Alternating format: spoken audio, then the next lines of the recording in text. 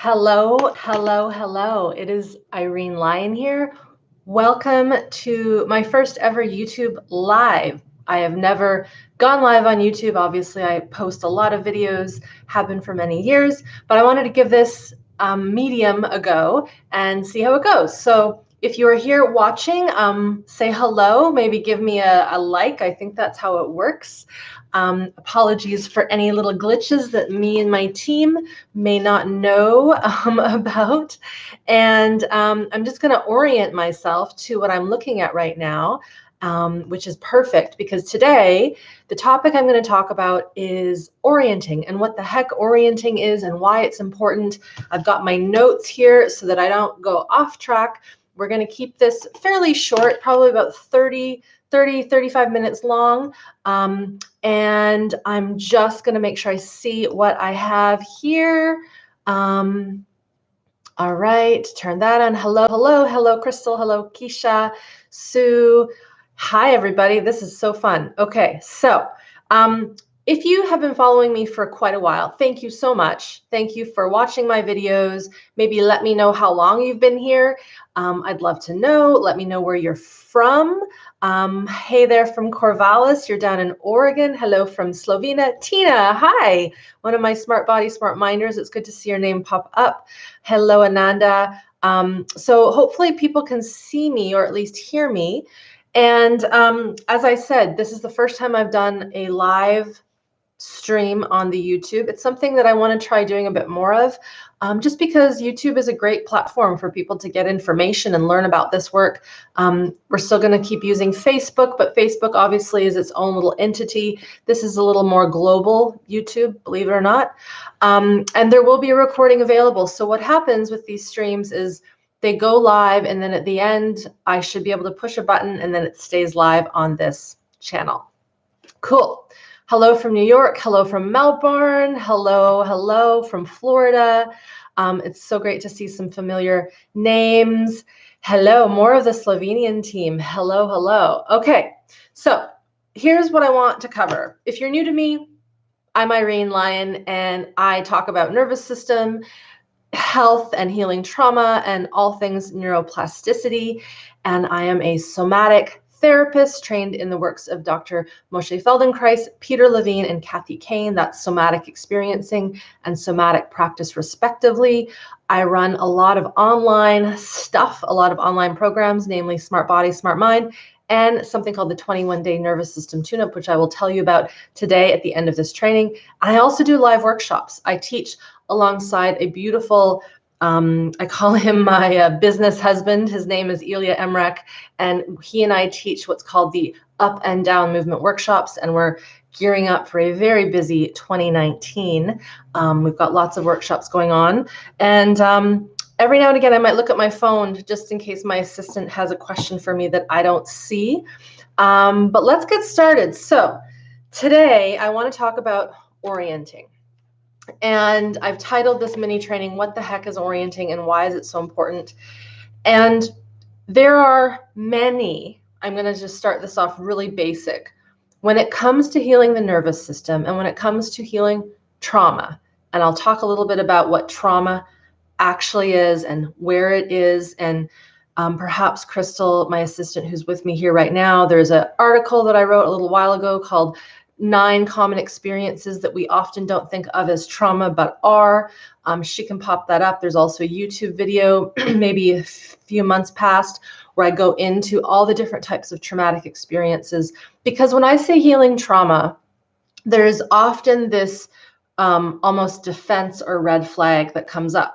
And it's like, oh, well, I haven't had trauma. I haven't been in a war zone. I haven't been abused. I had, loving parents, all that. And it's very common that people hear that and they're like, oh, this doesn't apply to me. I can tell you right now from doing this work for 20 plus years that even in the best of circumstances, there can be things that have thrown our physiology off. It could be difficult birthing experiences. It could be a high fever when we were really young. It could be a near-death experience when we were either young or even during adult years. It could be in utero trauma. If our mom was stressed out for whatever reason, if she got sick when she was pregnant with us, doesn't even have to be that she was in an abusive environment. If she was just unwell for whatever reason, or if she had, lost a parent while she was carrying us when we were young, that will impact us as a growing fetus. Generational trauma, so intergenerational trauma, that is the trauma of our ancestors. We now know that this stuff carries with us for multiple generations. The good news, because there is good news, is we're at a very interesting point in time right now where we understand the science, the biology, what's going on in our system. The research is pointing to the fact that when we have unresolved traumatic stress and we're living in what we call survival physiology, that's fight, flight, and freeze, when we're living in that kind of revved up state or really shut down state, there's kind of two sides to it, and they can be on at the same time. So physiology can have fight, flight kind of underneath. I'm kind of dancing a little bit here, like that angsty, jittery, wanting to fly, wanting to fight, wanting to defend, that can be in their system. But there can also be on top of that a deep, what we call shutdown, a deep freeze response. This is what we see with depression, with lethargy, with slow metabolism. So these two forces of the physiology can live at the same time in the same system, and it can flip day to day, right? And this is what's so tricky about working with the nervous system physiology, and why it's so hard to grasp it at the beginning is our systems do what's called a cycling. It can change really quickly, and that's why it's hard to pinpoint these things. So I'm saying all this just as a little overview of what traumatic stress is, what kinds of traumas we get. But to come back to the topic today, orienting. So when we are in our environment, in the world, it's very, very important to understand that our ability to sense our outside world is sort of critical. And that can be through our vision. It can be through our auditory, our sound. It can be through our smell. It can be through what we feel on our skin, so touch. It could be through our sense of space around us. And it can even just be this gentle kind of energetic feel, or we would call it in our work, the field of safety. So what I'm going to cover right now, there's three things. I'm going to name them and then I'll go through them. Hello, everybody, as you guys get on. It's so great to see faces and people from all over the world. Just saw someone here from Turkey. Hello, hello. So I'm probably not going to look at the chat box until I'm done. So hang tight, take notes. If you've got a question, I'll answer a few at the end. So the first thing I'm going to cover, the difference between defensive and exploratory orienting. So again, a reminder, this quick mini training is going to be about what orienting is.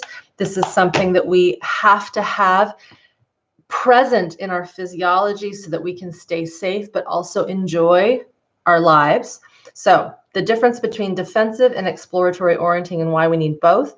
The second thing I'm going to cover, why our orienting response gets mucked up and stuck when we've had a lot of trauma and early adversity. So mucked up is the technical word for offline, not well. The more fancy word would be dysregulated, not healthy. The third thing I'm going to cover, how to restore our orienting intelligence back to the body and back to the nervous system. So how to restore this back. And the one thing that's really cool and important to understand is that we now know how to heal the human system from a biological and physiological point of view. And I would say that a lot of practices have led us to this point in terms of self-care, self-help, psychology, mind-body work, mind-body medicine, alternative medicine, even medicine in general. And now we know that there's a way to actually heal and change and rewire, unwire, wire back together the nervous system so that if we didn't have a good start, which many people did not, we did not have a good start in life through safety in our environment, through good parental bonding and attachment, Even if we didn't have that, the good news, we now know how to shift that and how to change it. And that is essentially what the work is that I do and I do with my colleagues. Again, namely somatic experiencing, somatic practice, and Feldenkrais, and what my programs dive into. So, number one, let's go back to the top. Hello to everybody that's popping on right now. I'm doing a little mini training for those of you that are new here. We're talking about orienting, why it's important, and how to understand what it is and how to restore it. So the difference between defensive and exploratory. I'm actually going to cover defensive first. So if you think about it, if you just imagine, put yourself into kind of a imaginary bubble, if you will. If we were, let's say, animals in the wild and we were roaming through the plains and all of a sudden we hear a big crack.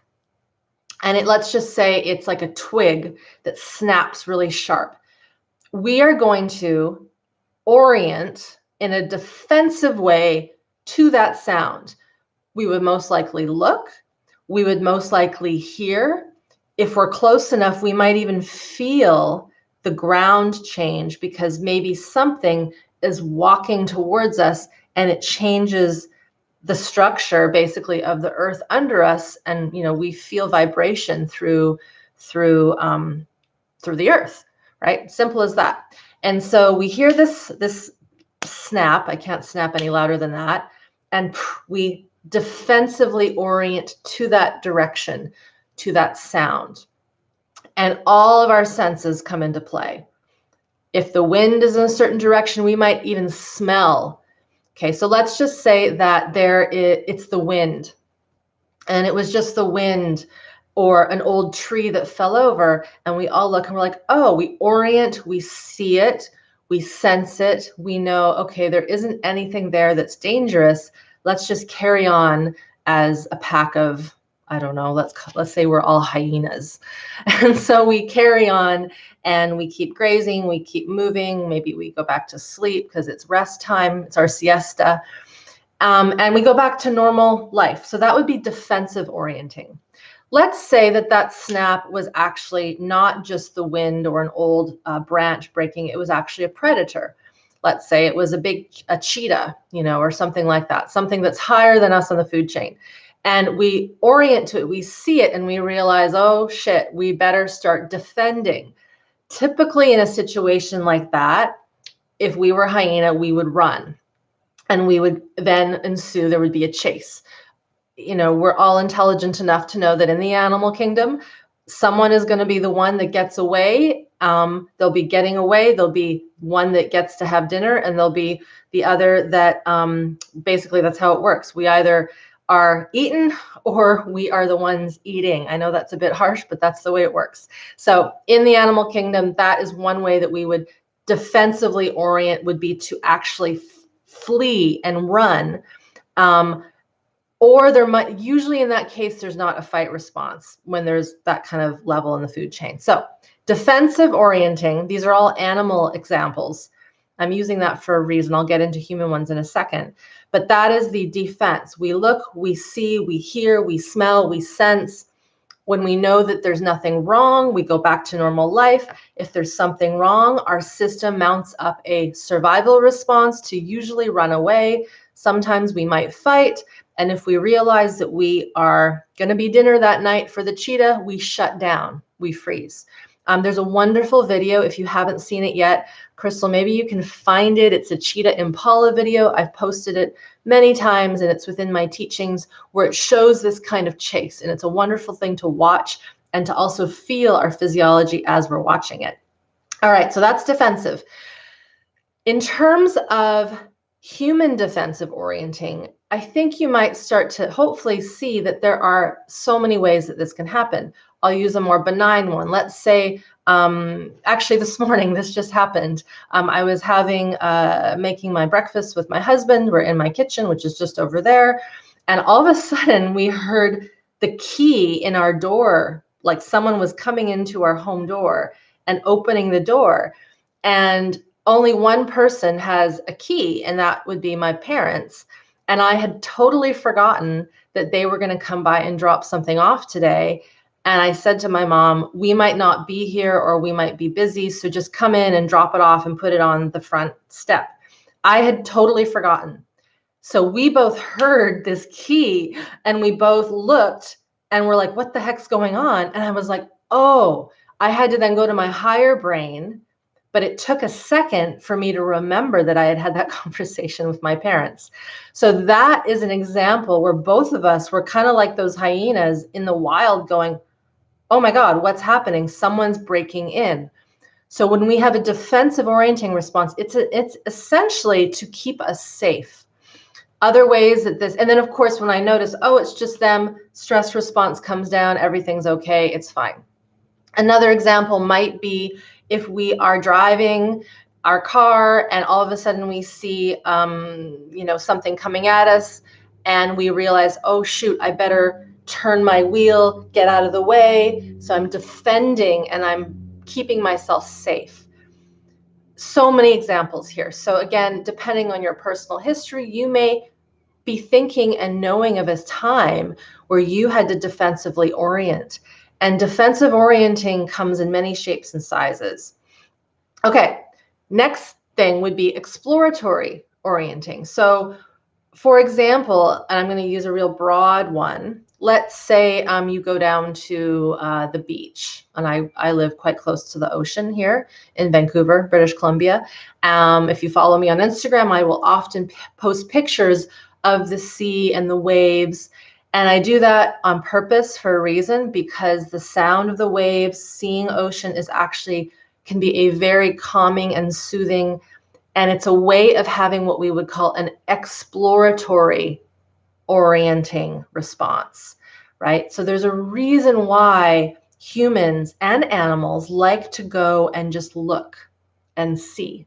Has anybody ever experienced that, where you're drawn to go look, in the forest, you look up, you look around, you look at the ground, you smell things, you stop and smell the roses, all these things. So again, we need to understand that this ability to explore and look is part of our physiology. It's part of what makes us mammalian. Animals do this too. Who's ever seen a dog in a car with the window rolled down?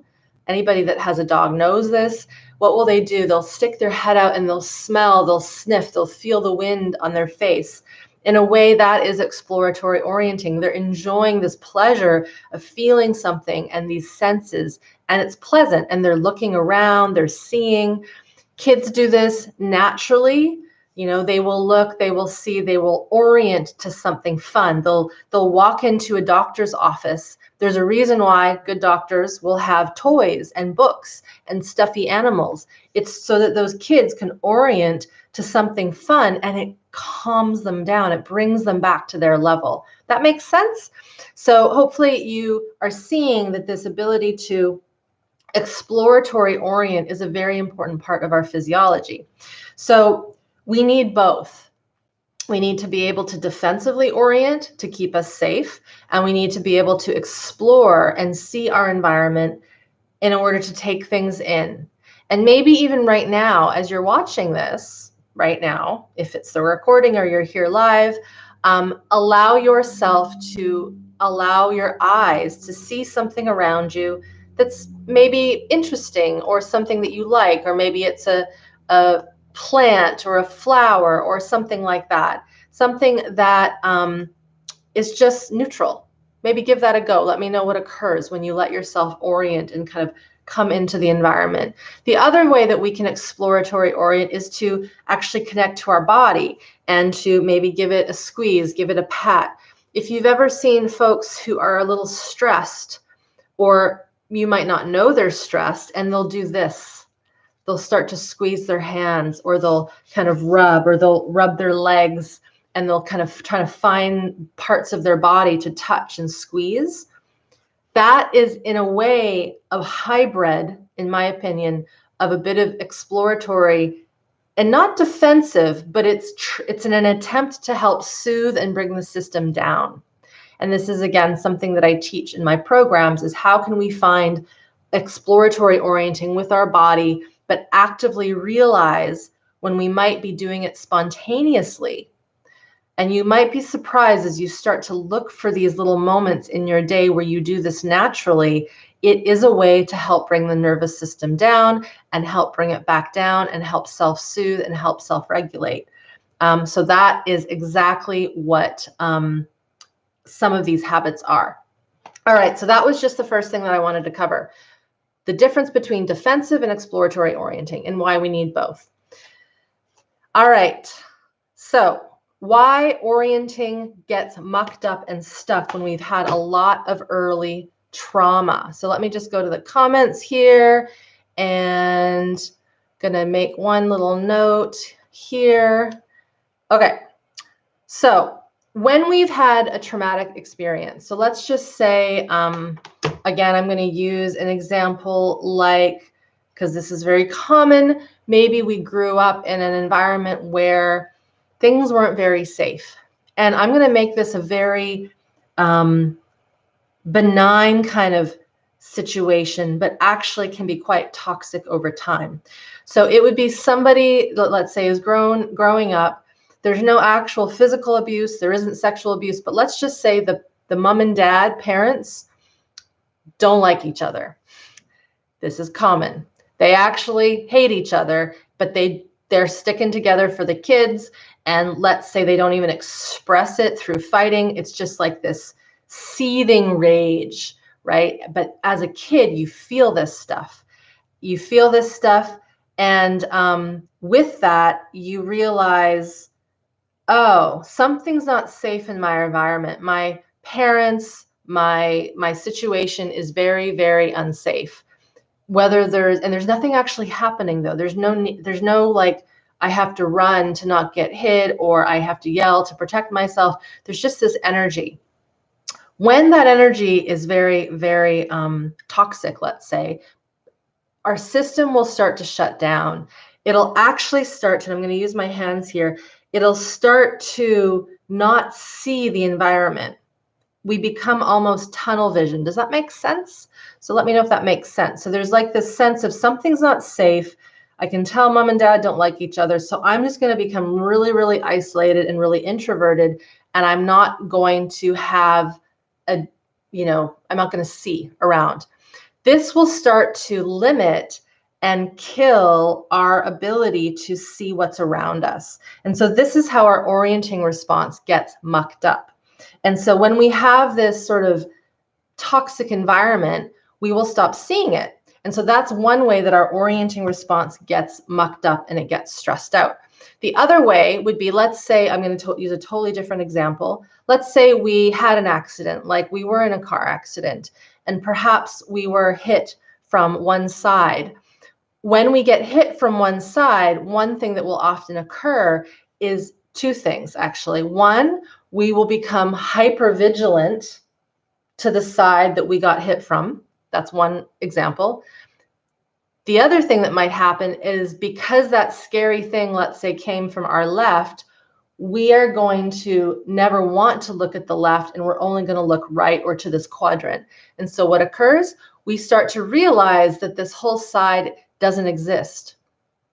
Make sense? It doesn't exist. And it's like that whole side of us doesn't exist. So what occurs when we've had something like a car accident, or it could be anything coming at us. It could be a ball hitting us in the head when we were on a soccer field. It could be a parent that maybe, was abusive to us from that side. It could be something on that side that we didn't want to see or look at because it was horrific. So we either shut out that whole area, or we become hypervigilant to that area, and then we stop seeing what's to our right.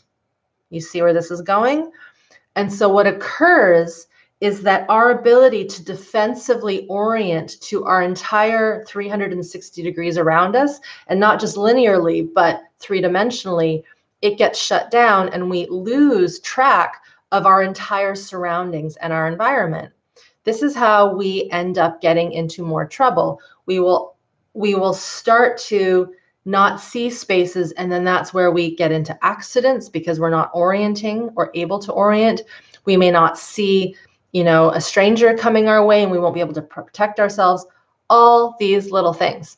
So one of the ways, again, that it gets mucked up, like I just said, could be a toxic environment where we just shut out everything. That was my first example.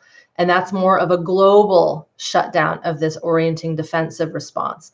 Other example might be if we have a specific impact to one side of us, and then we realize, oh, that side is dangerous, or oh, that side is dangerous, so I'm going to look away from it. It goes both ways. So those are two examples of how our orienting response can get mucked up. So that harms our ability to defensively orient, but it also harms our ability to exploratory orient. Does that make sense?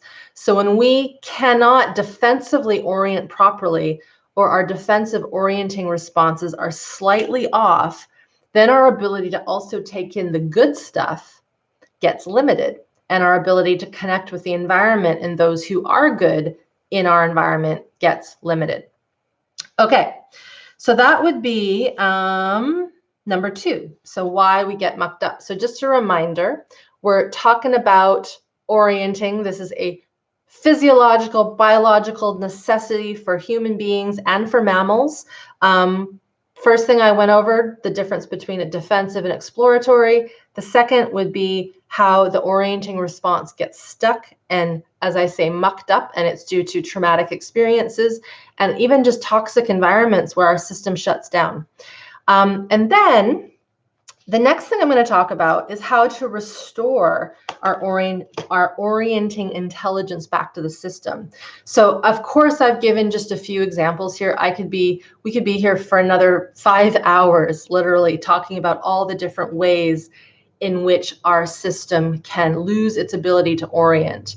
And even just high stress situations can shut us down and disable our ability to see what is out in the world. But one of the ways that we can start to bring the orienting back is real simple. It could be as simple as when you come outside to your outside world. I'm going to assume most of us here live indoors, and we go out into the world, into the fresh air, into the, our city, our home, our village, wherever we live. And there are things to pay attention to. There might be the sun, there might be the rain, there might be the temperature, there might be sounds of people, there might be birds, there might be something that smells in the environment. It could be, whether you're smelling something. I mean, we live, believe it or not, next to a brewery. So there's a big brewery next to us, so they make beer. And I know when I walk out my door in the morning, what direction the wind is blowing, because if it's blowing from east to west, I smell the yeast. Sounds like a strange example, but it's true. I know immediately when I walk out my door what direction the wind is going, because I smell the yeast from this brewery that is next to our home. It's like about 3 blocks that way, but it's big. So that is one way that when I walk out my door, am orienting in an exploratory way. This is exploratory to a smell, right? So it's my olfactory cells smelling something. If I come outside, or if you walk outside, sensing temperature, right? This is how we know when we walk outside, I think I need an extra coat, or, oh, I see clouds, I'm going to need an umbrella for the rain, or I'm bringing my big jacket and now I realize it's not that cold, I can leave it at home. So while these aren't examples of orienting physically with our eyes, it's how we orient with our senses. And for many of us, we do this naturally. So I wanted to post some of those ideas of how we can orient without having to look. Other ways that we can orient, and this is going to be really, really, really basic, but what are we taught when we cross the streets when we're young? What are we taught? We're taught to look both ways. It's really important to teach a child that skill because it's a defensive orienting response. Same when we're driving. Many people don't know this, but when we drive, we're actually supposed to look in the rearview mirror anytime before we put the brake on. This is something you're taught in driving school. It's so that if someone is right there, you can look and see, should I even be braking? Because if I brake and someone's right on my tail, they might crash into me. So there's all these ways that we actually orient or should orient such that we remain safe. The idea too of, that idea of smelling the roses as you're walking down the street. One of the ways that you can add in more exploratory orienting is by actually taking time to see things and pause and look, check out the flowers, check out someone's beautiful garden, maybe look at the buildings if you're in a city and see things that are different and unique. And while this might seem like, well, what's the point? One of the points to start to actively orient and exploratory orient in your day-to-day is it actually brings our stress response down. We want it to bring our stress response down. So that's one way that you can see and feel and sense the system around you and bring the system down. So I'm just going to look at the comments for a second. And of course, we're on YouTube, so who knows what kind of comments we are getting. It might be kind of a, be kind in your comments. Perhaps it was hops. I have no idea. I was smelling the sense of beer being made. So that's what I was smelling when I walked outside of my house. Someone says, can trauma be locked in the right brain? Trauma is not just in the brain. Trauma is in the entire physiology. So it's very important to understand. And I did an interview with one of my colleagues. Her name is Kathy Kane. Crystal can pop that up. What we know, and this is sort of new information, and it's hard information for people to understand, is that trauma isn't just in the brain. It impacts the brain. The brain shifts. The brain doesn't function well when there is trauma in our physiology, but trauma affects the body, it affects the physiology, and it affects the brain. But the brain is kind of an end organ. And so what we've seen in my work, and we've shown this, and this has been proven in the thousands of people we've worked with, when you work with the physiology and the actual biological underpinnings of how we orient and how we're in the world, that working at that level, so that's what I'm talking about orienting right now, working at that behavioral, physiological connection to the environment, connection to self, that is what starts to shift the trauma responses. Because if I go back, actually, I forget who asked that question. When we've had something take us out of our body, let's say like that car accident, or let's say like physical abuse, our entire system responds. It isn't just the brain, right? Our gut clenches, our skin gets tight, our hormones shift because we get ready for defense, or maybe we realize we're helpless. There's no way we can fight, so we go into the shutdown freeze situation.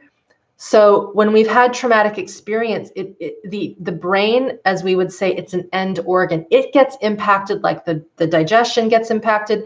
It gets impacted the way the hormones get impacted, the heart, the muscles, all of it. And so one of the things we really want to work on is this whole global system, the global human, the global response to the environment. And that's why I wanted to talk about orienting today, is that when we can learn what our orienting responses are and be better at engaging with them and know what they mean, we start to literally unwire and detach from the old responses that don't serve us anymore. So for example, if every time you hear a noise that's just a little loud, if you startle and jump and look at it with fear, that's not healthy, right? Unless, of course, there really is something threatening that's about to hurt us or cause harm to our body. But let's say we had an instance where we were somewhere where there was a big loud noise, like a big car crash, or we know this from veterans coming back from war. They hear gunfire a lot and it might be harmful. They may see things that aren't good, but then they come back home. They're no longer in that war zone, but whenever they hear, the classic example is a car backfire, but it doesn't just have to be that. It could be a bowl dropping on the floor. It could be someone slamming a door too loudly. That will startle them. And then they will defensively orient to a sound, but it doesn't make sense. That sound is attached to them. We call it's coupled to their experience. And so how we heal trauma and PTSD, which is what we actually call it these days, but it's more than just PTSD, post-traumatic stress. What we want to do to heal that is to get into the physiology and start changing these orienting responses. So that's one way that we can work with healing trauma. Someone says, my exploratory attempts just seem like hypervigilance. How do I unlock from the defensive orienting? Keisha, it takes time. And so the fact that you are aware that your attempts to exploratory orient feel defensive, how can you make the exploratory orienting a little less big? So it might mean, I'm going to use something that's right in front of me. I have a cup of coffee right here. So believe it or not, even just holding this cup and looking at it, and again, this is something you will have to do and experiment with.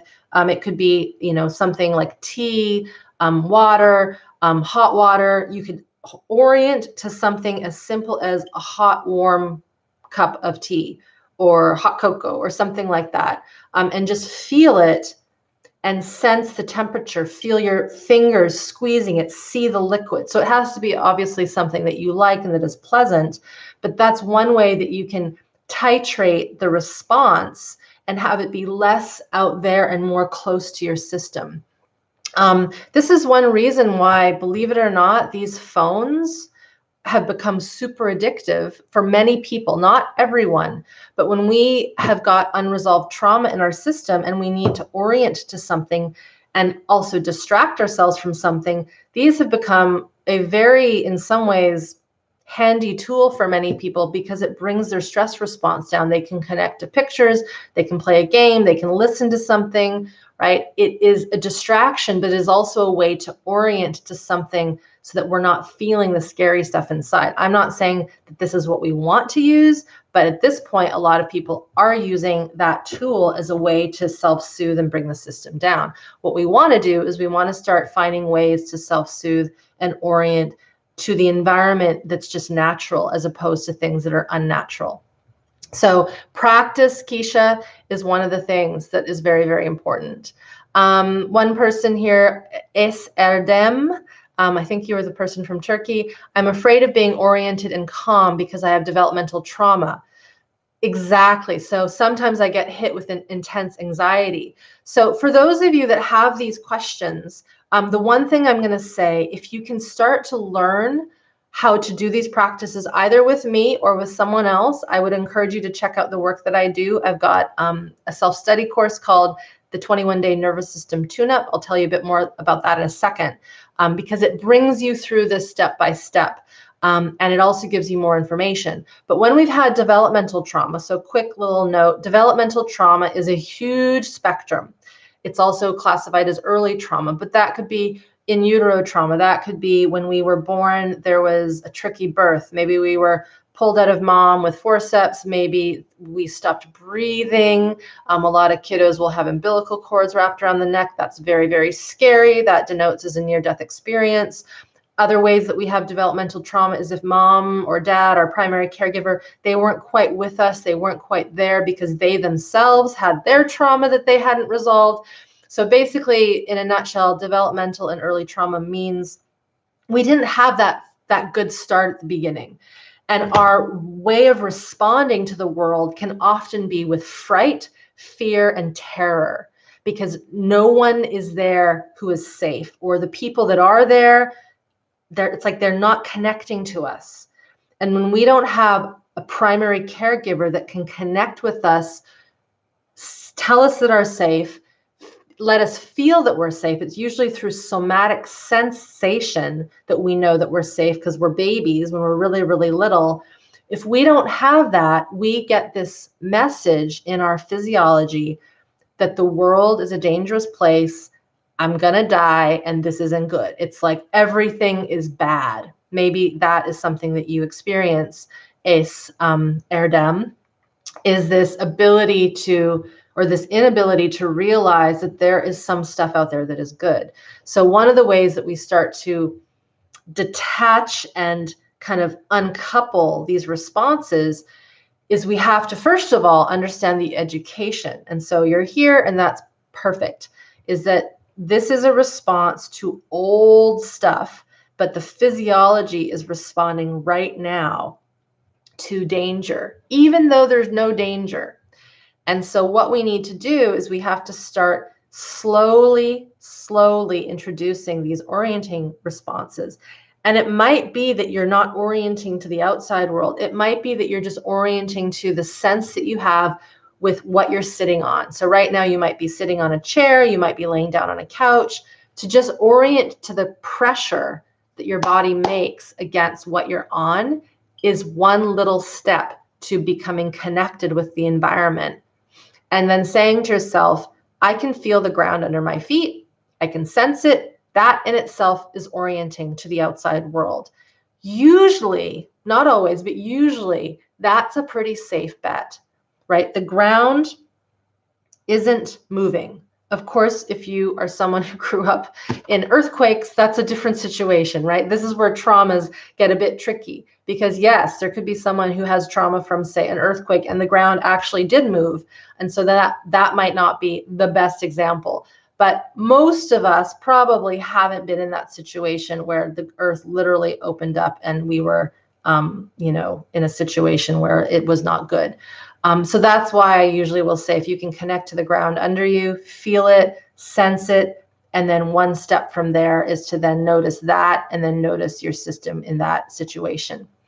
So orienting, again, very broad concept. For those of you that have been here from the beginning of this chat, thank you. What I've been doing for those that just got on, this is the first time I've done something on YouTube live. We're going to see how it goes. We'll see how people like this. But I was covering today some of the basics to orienting. And the reason why is because it's one of those first things that I teach when I work with people in my programs, if I work in private practice. And we're not necessarily I'm not saying to someone, I want you to just look over there and orient in my room. That's too basic. We have to start with the education. We have to understand why we need to see the world, why we have to have defensive orienting responses to stay safe, but also why we want to cultivate and harvest, if you will, right, harness the ability to exploratory orient. When we've had a lot of traumatic stress, it's going to be a practice to continually show up and see how can you orient in little tiny doses. And I see someone wrote somewhere here, titration. Titration is just this example of small little steps, small little bits. Healing the nervous system and healing trauma is no different than, let's say, starting an exercise regimen, right? If you want to get fit and get strong, you don't go and do the most intense workout on your first day. Those that do that usually don't go back because they end up hurting themselves. It doesn't feel good. They do too much. There's a lot of pain. One of the things we want to do when we're exercising, let's just say as an example, is we start small. We start slow, maybe 10 minutes the first day, maybe 15 minutes the next week. We do only a little bit of weight, and then we gradually build it up. The nervous system is no different. If we've had a lot of traumatic stress, a lot of trauma, we have to slowly introduce these concepts so that the system can take them in and integrate them and not freak out whenever we start to engage with the body. One of the classic signs that occurs with many of my students when they start to do this work is they will connect with the body and they will get scared of what they're feeling. And that's totally normal.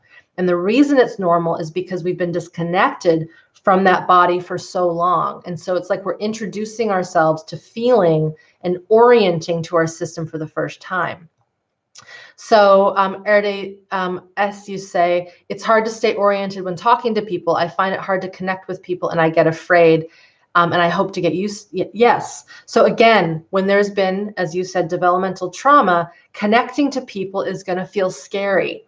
And we don't want to override that by pushing through, but we also want to do it in small doses. And that's where we have to choose the people we hang out with and connect with and let them know, you know what, I'm working with something right now. It's called an orienting response. I'm trying to listen to my stress physiology, and I need to pause right now so I can just reconnect to my feet, stay here. I need a moment. And these are the things that we should have been taught when we were young, right? When you have a little person and you're working, if you're a parent, you've got to teach them things in small doses. They can't figure it all out in the first year. It's impossible. So if we didn't get that kind of slow, soft, caring, nurturing, step-by-step apprenticeship when we were young, if we didn't get it and we're here, first of all, that's wonderful that you're here. The next thing is, as an adult, we have got to teach ourselves this in a same kind of manner, slowly, with care, with nurture, with gentleness. Okay, I'm just going to look through the questions here. You're welcome about the piece about the phones. Thanks, that makes sense. Kimberly says, what if screen time is a way to reduce stress, but also an avoidance or mucking the orientation? Yeah, you're smart there by asking that.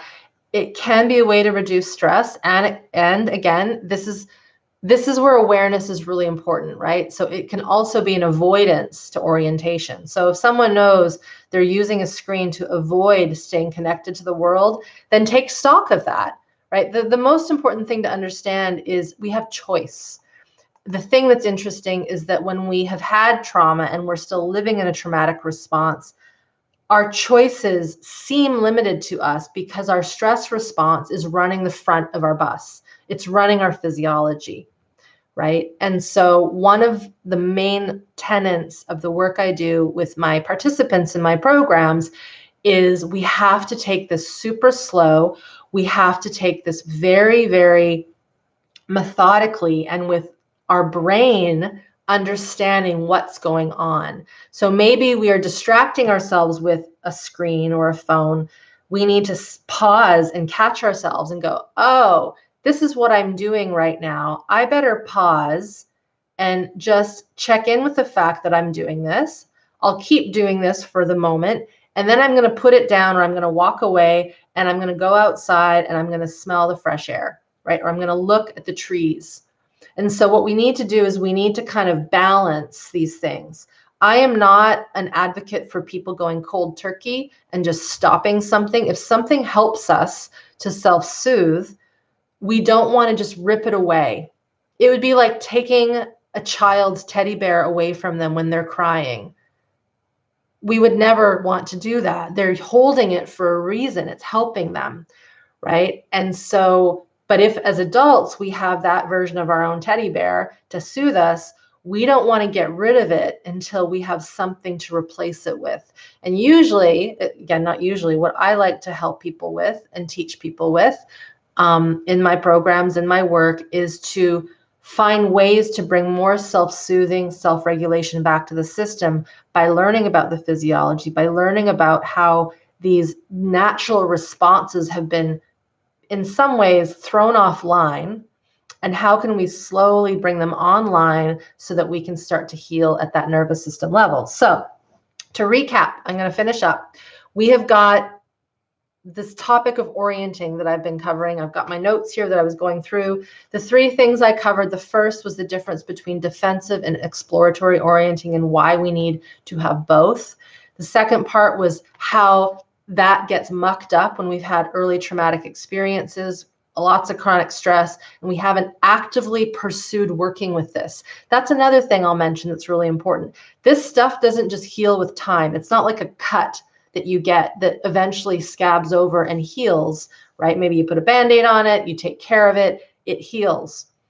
This type of healing needs to be proactive from the higher brain level, and then we need to work with the physiology in a very intentional way to shift these traumatic stressors. It doesn't heal with time, it doesn't heal with the mind, And it doesn't even just heal with movement practices. Everything has to get blended together.